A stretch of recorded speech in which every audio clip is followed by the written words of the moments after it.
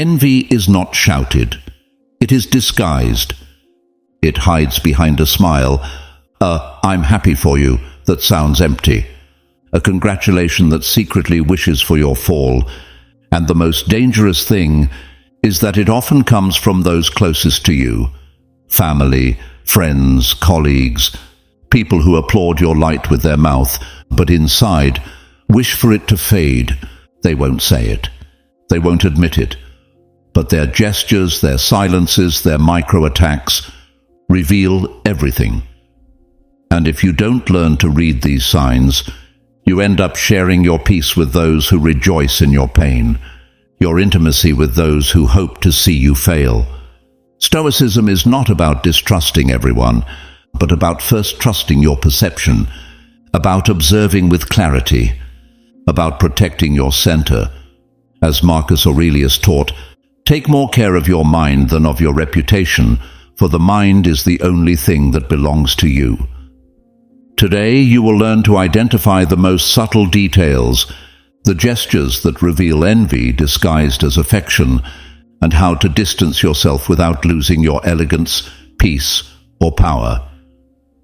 Stay until the end, because the last sign not only reveals the envious one, it also reveals why some cannot bear your freedom. Before we begin, I want you to declare your commitment by leaving in the comments, "My light does not dim because of their shadow."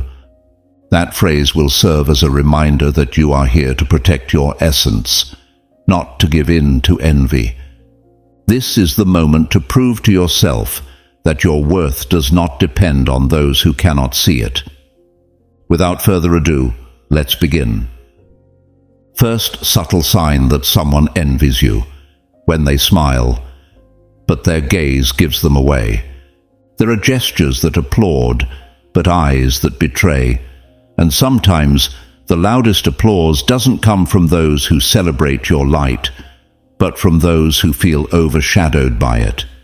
This is one of the subtlest and most dangerous ways envy disguises itself, with a fake smile that fails to reach the eyes. Because the envious don't always shout their annoyance, they don't always pull away or attack. Some stay close, they observe, they applaud, and they hug you with soft words while their gaze evaluates your fall. These are the people who, when you share good news, smile, but in their eyes there is no joy. There's tension, micro-gestures, a kind of emotional contraction that only those who have learned to look beyond the gesture can perceive. And this is where Stoicism becomes your best ally. Marcus Aurelius wrote, "The soul is dyed the color of its thoughts." And this also applies to gazes, because those who look at you from comparison, frustration, or resentment can't hide it completely. Maybe they control the tone of their voice, body language, social courtesy, but the eyes don't obey. The eyes always tell the truth. In the Stoic world, it's not about reacting with rage to these signs. It's not about pointing, accusing, or severing ties with violence. It's about observing with depth, learning to read the soul of those around you without the naivety of the chronic optimist or the paranoia of the compulsive skeptic. It's about cultivating discernment, because not everyone who smiles with you smiles for you.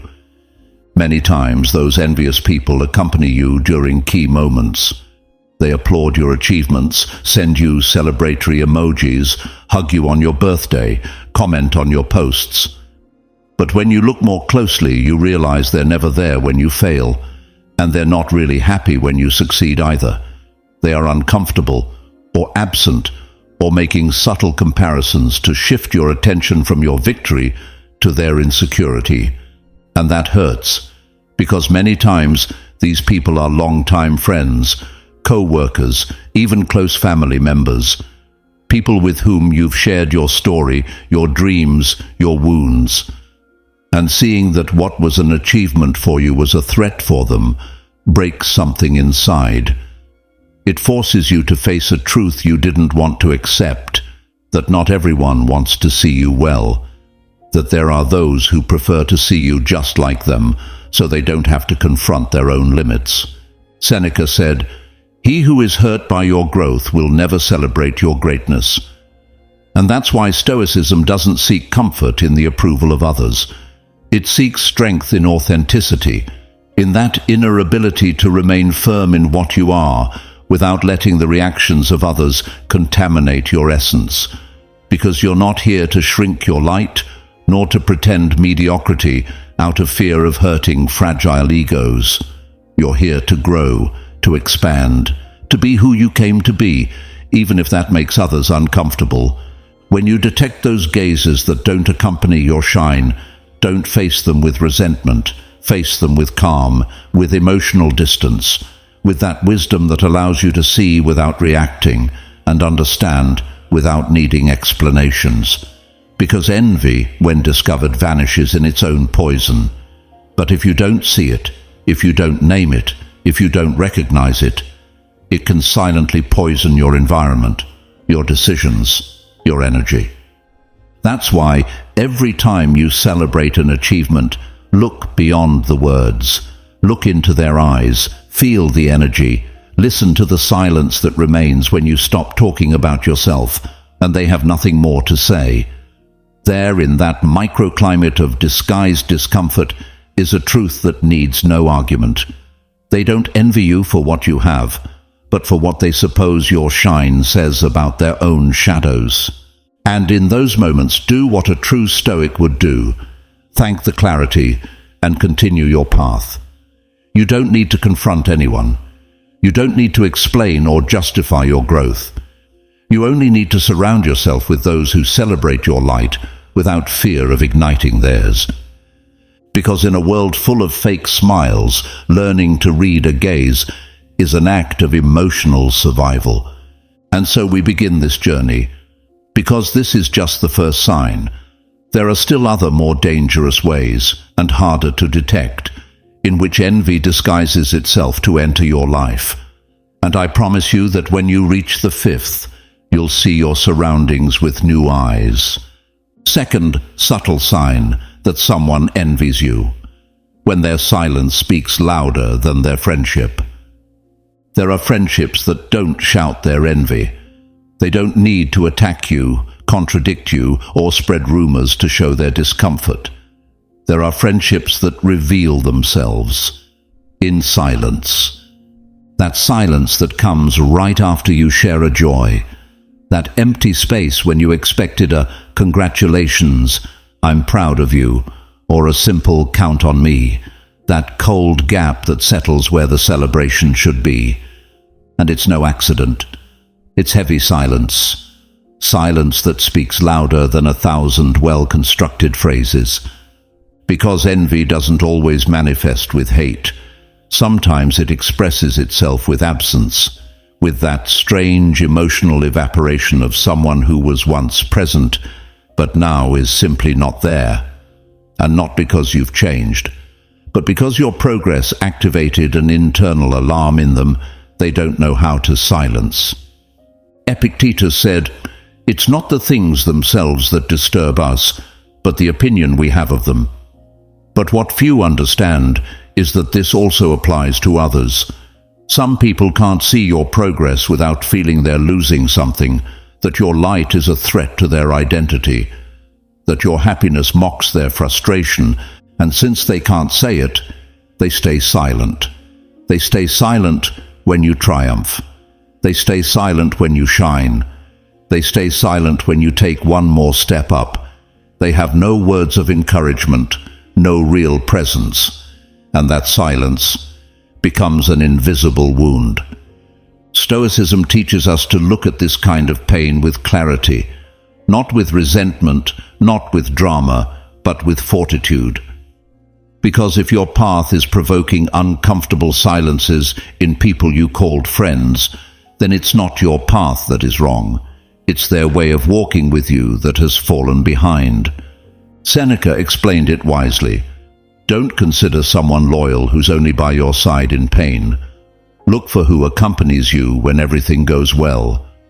And the truth is, many will know how to comfort you when you fall, but few will know how to bear your flight. The fall generates compassion, the rise, comparison, and that's where envy disguises itself as indifference.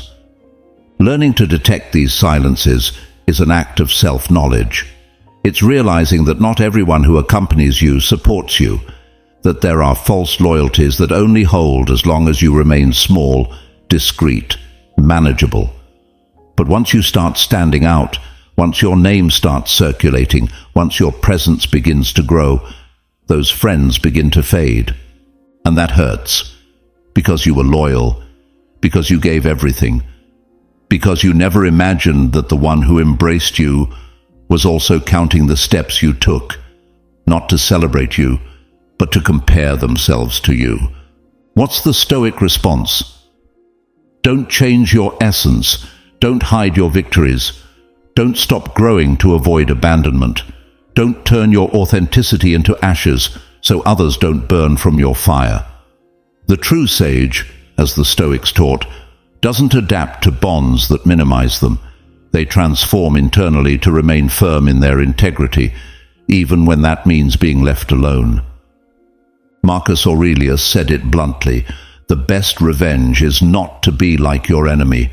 And although in this case the enemy may not be an explicit figure, the truth is that any presence that fades in front of your light and cannot sustain it becomes a silent threat to your emotional well-being. Not because it harms you directly, but because it makes you doubt yourself, your worth, your joy. So, the next time you accomplish something important, and that friend doesn't write to you, doesn't call you, doesn't show up, don't suffer. Observe, because that silence is screaming the truth they didn't want to say out loud, that your happiness bothers them more than their affection can bear. And right there is where your Stoic practice begins, not to destroy but to decide. Who deserves to stay in your circle? Who has shown they know how to share your joy sincerely without the need for protagonism or competition? Because if silence was their response to your triumph, you also have the right to respond with distance. And if you need a golden rule, let it be this. Surround yourself with those who celebrate your blessings as if they were their own, with those who show up not only when you cry, but also when you laugh, with those who understand that true affection is not measured in words, but in presence. Selective absence is also a form of emotional violence. But now you can no longer ignore it. Now you know. And that knowing is power. Stoic power. Emotional power. Power that doesn't need to destroy anyone, but also doesn't need to carry the emptiness of others. The one who loves you doesn't hide when you shine. They sit with you in the light and applaud you with their eyes. And this is just the beginning, because there are even more devious, subtler, and more harmful signs. And the third one, although wrapped in compliments, is one of the most damaging if you don't learn to see it in time. Third subtle sign that someone envies you when they flatter you, but don't truly applaud you. There are compliments that sound nice, but don't heal. Words that sound kind, but are made not of admiration, but of disguised poison. This is perhaps one of the most sophisticated forms of envy. The compliment that doesn't elevate you, but contains you. That doesn't applaud you, but neutralizes you. That doesn't recognize you, but reduces you. And yes, it's a subtle sign, but once you learn to read it, you will never doubt what you felt. A false compliment is never direct. It's always accompanied by a but, a nuance, a shadow that ruins the praise. Your project turned out great, though it was probably just luck, right? Your trip sounds amazing. I see you're living it up. Wow, you've got a partner now. Let's see how long it lasts. Do you notice the pattern? It's never a clean recognition. There's always a need to soften, to dirty, to plant a doubt. As if truly applauding you meant a cost they're unwilling to pay. As if your success reminded them of what they haven't achieved, and that's why they need to dilute it with irony, with suspicion, with insinuations. Stoicism doesn't teach us to hate these people. It teaches us to understand them. Marcus Aurelius wrote, "When you face someone difficult, think, this person is also struggling with their own passions." And in this case, that passion is called insecurity, because the person who needs to poison their compliments is the one who can't live with their own mediocrity when you're shining. But here's the dangerous part. The poisoned compliment doesn't feel aggressive right away. It hides. It makes you doubt. You ask yourself if you're being paranoid, if you're imagining things, if you're being unfair. But inside you, there's an unease that you can't silence.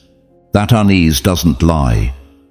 Epictetus spoke of the value of inner perception, not of paranoia, but of that emotional wisdom we all carry within, which detects when something doesn't vibrate in authenticity. And the false compliment is one of those cases, because it doesn't need to hurt you forcefully, it just needs to plant a doubt, and a repeated doubt becomes a wound. Now, why do they do this? Because applauding you would force them to face their own limitations. Because celebrating your growth would mean accepting that you dared to move while they stayed behind. Because recognizing you as someone brave would make them face their own cowardice, and not everyone is ready for that. That's why it's easier for them to praise you halfway, to flatter you from a distance, to praise you with a gesture, but not with their heart, or worse, to praise you with words, but leave you alone when you really need presence. Seneca said it clearly, "Not everyone who smiles at you is a friend, nor is everyone who hurts you an enemy." Emotional maturity also involves learning to distinguish between gestures and intentions, because some people are around you not to support you, but to watch you, to make sure you don't rise too high, that you don't outpace them, that you don't break the comfortable equality that makes them feel secure. And if you dare to grow, they'll say you're changing. If you dare to show your achievements, they'll accuse you of being conceited. If you dare to show enthusiasm for your process, they'll tell you that you should be more humble. But don't confuse humility with meekness. Don't confuse education with submission. Don't confuse silence with prudence. If you've fought for something, if you've built each step with effort, you don't need to dim your light for someone else to feel comfortable in their shadow. The wise Stoic doesn't boast, but they also don't hide. You can celebrate your path without harming anyone, but if someone feels hurt by your happiness, then the problem isn't with you. It's in what your light reveals about their darkness. When someone praises you, listen more than their words, feel their tone, observe their eyes, connect with your intuition. The body doesn't lie, the soul doesn't lie. If that compliment doesn't give you peace, if it shrinks you instead of expanding you, if it leaves an uncomfortable feeling even though the phrase was sweet, then it wasn't admiration, it was a disguise. And Stoicism gives you the most powerful tool to handle it: active indifference. Don't waste your energy explaining, defending, or justifying your path. Don't try to convince those who've already decided not to applaud you. Don't seek recognition where there was never real joy for your progress. Don't wear yourself out trying to be approved by those who only validate you when you're below. As Epictetus said, don't explain your philosophy, live it. Don't explain your achievements, live them, enjoy them, project them. And if someone offers you a compliment that doesn't feel clean, don't reject it with anger. Reject it with compassion and distance. Because you don't need that kind of energy in your closest circle. You don't need compliments that carry hidden knives. You don't need praise that, instead of building you up, seeks to diminish you with invisible cuts. Surround yourself with those who applaud without resentment, those who genuinely celebrate you, those who understand that shared success doesn't divide but multiplies, those who admire you without the need to disguise it with irony, And remember, not all enemies attack you. Some applaud you. In the fourth sign, you will discover a more manipulative form of envy, one that doesn't come with words or compliments, but with closeness that seems like affection, but is only strategy. If you've made it this far, it's because you're ready to protect your energy and see clearly what you used to ignore. Subscribe and comment. Envy has no space in my life, to reaffirm your commitment to a conscious life without masks. This is just the first step towards surrounding yourself with people who truly add value. When you reach the last sign, you will understand why recognizing silent envy isn't ego, it's instinct. Don't miss it. It could be the sign you needed. Let's continue. Fourth subtle sign that someone envies you, when they get close, not out of affection, but out of strategy. Not every closeness comes from affection. Sometimes the smile comes laden with calculation. Sometimes the hand offered doesn't want to help you. It wants to examine your weaknesses.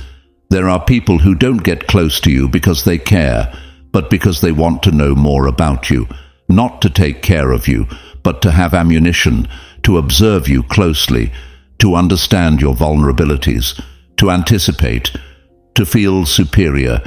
And the most unsettling thing is that they don't do it with hatred, they do it with envy, with that poisonous mixture of silent admiration and hidden resentment.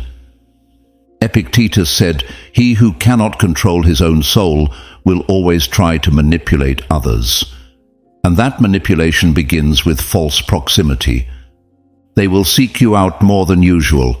They'll send you messages. They'll excessively congratulate you. They'll invite you to talk, to tell them your plans, your ideas, your dreams. And you, with an open heart, might think, finally, someone who cares about me. But it's not care. It's strategy. Because that person isn't seeking your well-being. They're seeking your cracks. They're looking to understand how you function, to influence your path, to know how to compete with you without you noticing, to feel close to your light and project the shadow they cannot face in themselves. Stoicism warns us about this type of bond, because, as Marcus Aurelius said, the nature of the malicious person is to pretend to be just in order to operate from the advantage of trust. And there's the trap. These envious people don't attack. They infiltrate. They don't hurt you directly. They camouflage themselves. They don't contradict you. They observe and wait. They're the ones who flatter you, but then repeat what you said out of context. They accompany you, but don't really celebrate your steps. They seem close, but their presence is just a form of emotional spying. And here's where many fall. They confuse closeness with connection, when in reality there are hidden intentions. They confuse questions with interest, when in fact they are extracting information. And worse, they confuse familiarity with loyalty, when in reality that person is taking notes, measuring your reactions, analyzing your weaknesses, projecting their own mediocrity onto you without you noticing. Seneca warned us clearly. Stay away from those who praise you easily. They're usually the first to betray you when your path inconveniences them. And envy doesn't always attack from afar. Often, it sits right next to you. That's why the wise Stoic learns to distinguish not only the words, but the tone, not just the actions, but the energy behind them. They don't become paranoid, but neither naive. They learn to read the subtle language of intentions, to detect when a "how are you" is a genuine question, and when it's a disguised entry to examine you. Because there's something these people can't stand, not knowing what you're doing. That drives them crazy. They can't tolerate you progressing without their watch, you advancing without their control, you shining without their supervision. That's why they get close, to keep an eye on you, to follow your process closely, to gain, if not power, at least information, and you You must choose who you open the door to. Not everyone who knocks should be let in. Stoicism doesn't invite constant suspicion, but it does encourage firm self-observation. To ask yourself honestly, why is this person so interested in me right now? Why are they starting to frequent me just when things are going well for me? Why does their presence only appear when there's something new to share? Remember, not every approach is affection. Sometimes it's a need for control. Sometimes it's covered resentment. Sometimes it's a desire to possess what you're building with discipline. And you don't need to fight with them. You just need to see them clearly. Clarity is the most powerful weapon of the wise, because the one who sees is no longer manipulated, because the one who understands no longer surrenders blindly, because the one who listens to their intuition begins to build invisible but firm boundaries, boundaries that don't need to be explained, boundaries that say, here, respect is given, here, trust is not played with, here, closeness is earned, not faked. The next time someone approaches you with excessive interest, ask yourself, is it affection or camouflaged curiosity? Is it admiration or is it control? Is it respect or is it envy disguised as attention? And if the answer leaves you uneasy, then don't explain anything, just walk away, because the silence of the wise is also a declaration of power. In the fifth sign, you'll discover how envy isn't always expressed with words. Sometimes you only need to observe what they imitate and what they secretly wish to destroy. Fifth subtle sign that someone envies you, when they imitate your path, but desire your fall. Sometimes the greatest enemy is not the one who faces you, but the one who follows you too closely. There are people who don't attack you, they copy you, they don't criticize you, they observe you, they don't say anything, but they take notes. They walk behind you as if they admired you, as if they shared your vision, your style, your essence. But they do it with a hidden desire, to see you fall so they can feel that at least they can do it better than you. This is one of the most subtle and dangerous signs of envy, because while you continue on your path with effort, authenticity and purpose, they're not building their own. They're looking for ways to replicate yours, not for inspiration, but for silent competition, for frustration disguised as admiration.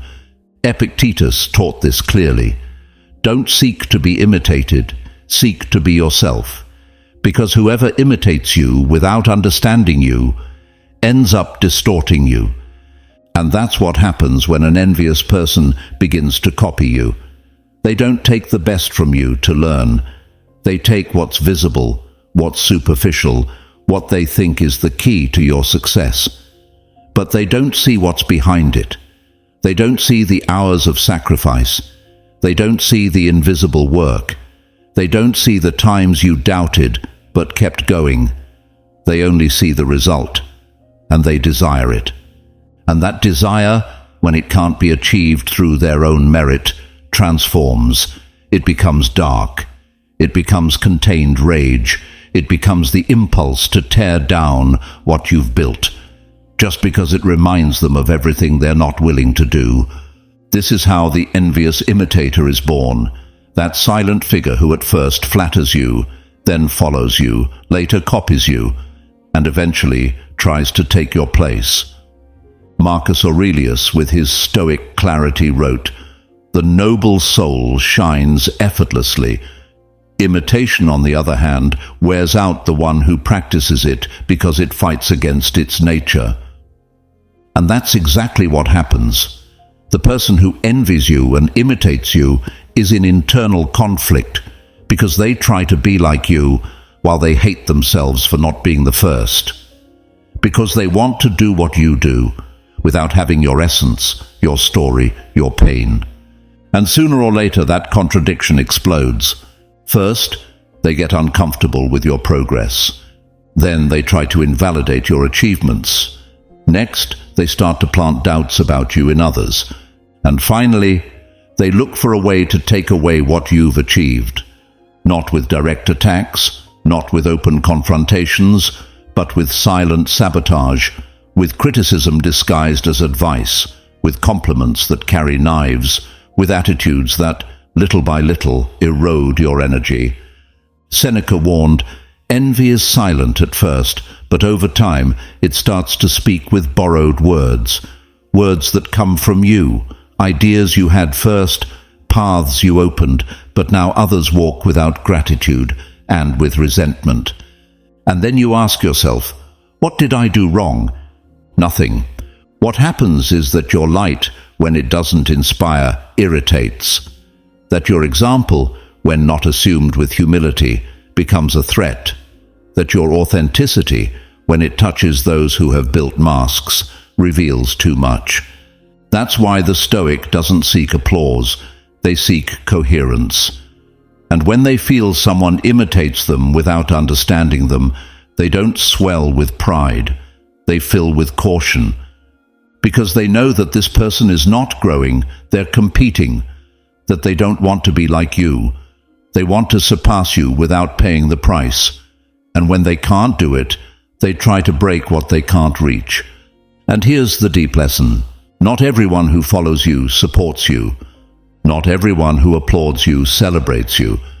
Not everyone who imitates your path wishes for you to go further.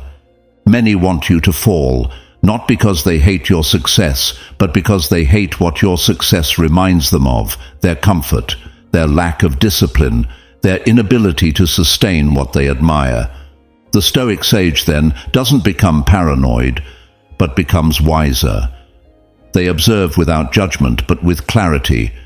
They notice the patterns, they detect the intentions, and they understand that they can't avoid others imitating them, but they can avoid being used. How? By staying silent when necessary, by protecting their process, by sharing only with those on the same level of commitment, by not seeking approval from those who are only around to compete. Because the sage knows that sharing wisdom with an envious heart is like handing fire to someone who only wants to watch your temple burn. The next time someone copies you, observe them, not to judge them, but to understand them. Do they seek growth, or do they seek comparison? Do they admire you, or do they feel uncomfortable with your progress? Are they creating their own path, or do they expect to live in the shadow of yours? And if the answer makes you uneasy, don't argue, don't explain, just keep walking, because the one who imitates you can't defeat you, while you keep moving forward, true to your essence. As Epictetus said, no one can take from you what you haven't put in the hands of others. Protect your process, protect your vision, protect your peace. And remember, the one who envies you in silence imitates you in secret, but dreams of seeing you fall in public. There is a truth that no one teaches us, but it marks the difference between living with clarity or living trapped in someone else's shadow game. Not every smile is sincere, not every compliment is a blessing, and not every "I admire you" is genuine. In a world where envy disguises itself as support, the most dangerous person is not the one who criticizes you, but the one who applauds you with clenched fists. The most silent enemy is not outside, it is close. Observe closely. Some don't want your downfall, but they cannot stand your rise. And that is just as destructive. They told you that if you shine, you illuminate, but they forgot to warn you that there are those who do not seek light. They only seek a reason to extinguish you. It's not about being suspicious of everyone, nor living in fear. It's about awakening, seeing the cracks in the applause, reading the silences in the midst of your achievements, understanding that the soul also protects itself with boundaries. Because when you allow someone to accompany you, you also give them power over your energy. And if you don't know how to identify who envies you, you will end up drained, confused, and feeling guilty for moving forward. Seneca warned, "The wise man cares more about avoiding false admiration than sincere criticism." And Marcus Aurelius was even clearer, "If their looks affect you, it's because you've forgotten your center." Today is not a closure. It's a call to return to your center, to protect your peace without becoming stone, to recognize who pushes you and who sabotages you disguised as an admirer. Now I want to hear from you. Which of these 5 signs have you seen reflected in your story? And what will you do with that discovery? The most powerful response, the one that comes from courage and honesty, will be pinned in our Stoic session. Welcome to A Space for Awakening. I'm excited to hear your stories of overcoming on this topic. Share your victories, your challenges, and your experiences in the comments. If you don't know what to comment, write, "From today, I protect my light from those who cannot bear to see it shine." To show that you've completed our session, and don't forget to subscribe if this content resonates with you and your values for living with Stoic wisdom. Your voice is essential here. Every reflection strengthens and elevates our community, reflecting the true value of each individual and contributing to our shared Stoic identity. Joining this Stoic community is breaking the chains that limit you and building an inner fortress that no one can tear down. Is there any topic you'd like to dive deeper into? Leave it in the comments. Additionally, we've prepared a space in the pinned comment where you'll find more about us and resources to help you integrate Stoic principles into your daily life. This is your call to take the next step toward a meaningful life. We'll see you in our next meeting at Stoicism for Winners, where we'll continue exploring the riches of Stoic wisdom applied to modern life. Now, take the opportunity to expand your understanding of Stoicism with new recommended sessions.